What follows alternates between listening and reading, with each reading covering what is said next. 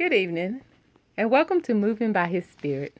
My name is Dr. Deborah Sims, and today we're going to talk about the Pharisees. Who are the Pharisees? In the New Testament, the Pharisees were one of the major religious parties of the Jews. The party originated in the 2nd century BC in protest over collaboration between some Jews and Greek rulers. The Pharisees emphasized strict and detailed conformity with the law and the traditions. In the New Testament, the Pharisees play the role of Jesus' opponents and are almost always cast in a negative light. The common Christian stereotype of the Pharisees is the hypocritical enemy of Jesus. The basis for that stereotype is the fact that the Gospels frequently present the Pharisees in the role of Jesus' antagonists. They grew increasingly hostile as his popularity and influence grew among the Jewish populace. The Pharisees were zealous observers of the law, prominent among the people, and especially concerned with ritual, tithing, food according to the law, and correct observance of Sabbath. When Paul wishes to identify his own place in Judaism, he says he is a Pharisee. In Philippians 3:5, circumcised the 8th day, of the stock of Israel, of the tribe of Benjamin, a Hebrew of the Hebrews, concerning the law, a Pharisee. Acts 23:6 says, "But when Paul perceived that one part were Sadducees and the other Pharisees, he cried out in the council, 'Men and brethren, I am a Pharisee, the son of a Pharisee. Concerning the hope and resurrection of the dead, I am being judged.'" Matthew's first reference to the Pharisees records John the Baptizer castigating the Pharisees and the Sadducees who visited him in the desert as offsprings of vipers.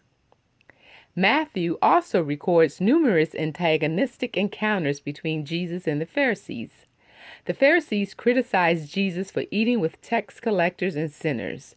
They claimed his power to heal came from the prince of demons.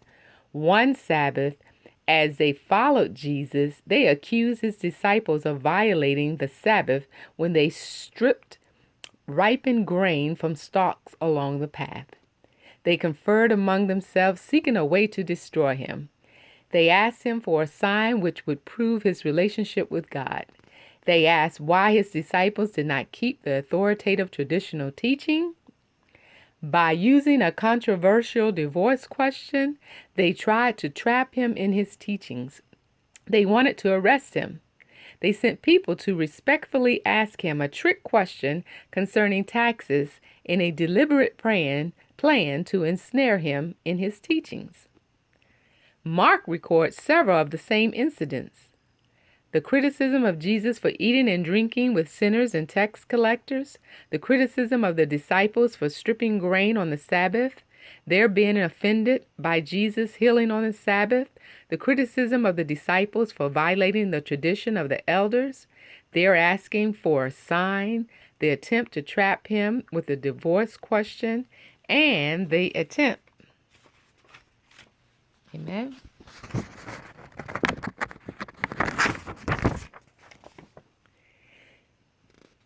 To trap him with questions about taxes. Early in the Gospel, Mark notes that the Pharisees and the Meridians were conspiring in seeking a way to destroy Jesus. Luke also notes the Pharisees' reactions to Jesus eating with tax collectors and sinners and to the disciples stripping grain on the Sabbath. However, Luke adds considerable additional information about their antagonistic feelings. The Jews forgave the palsied man of his sins. The Pharisees began reasoning that Jesus had blasphemed. Early Luke notes that the Pharisees and doctors of the law from every village of Galilee and Judea and from Jerusalem assembled to hear Jesus' teaching. After Jesus' indictment of the Pharisees and lawyers, the scribes and the Pharisees began to press upon him vehemently and to provoke him to say many things, lay in wait for him to catch something out of his mouth.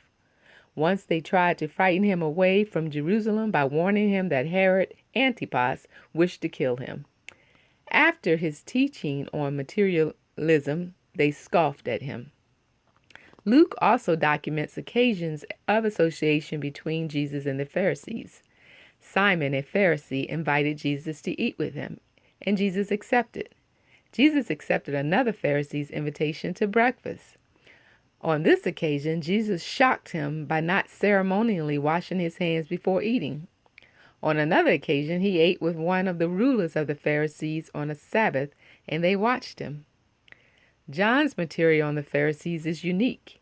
He records the respectful visit of Nicodemus, a Pharisee and a member of the Sanhedrin of 71 in Jerusalem. After hearing a Jerusalem multitude's reaction to Jesus' teachings, the chief priests and Pharisees sent officers and instructions to arrest Jesus. The Pharisees and scribes sought to discredit Jesus by bringing him a woman taken in the act of adultery, demanding that Jesus decide her fate.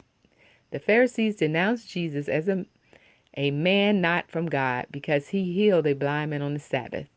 This incident reveals the depth of their animosity.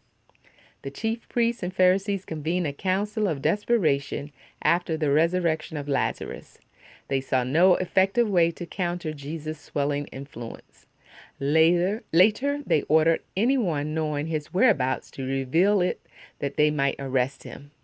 In a further attempt to discourage those who would follow Jesus, the Pharisees declared anyone professing faith in him would be banned from the synagogue. The arresting officers who accompanied Judas were provided by the chief priests and Pharisees. The gospel clearly presents the Pharisees as formidable, antagonistic towards Jesus. Amen.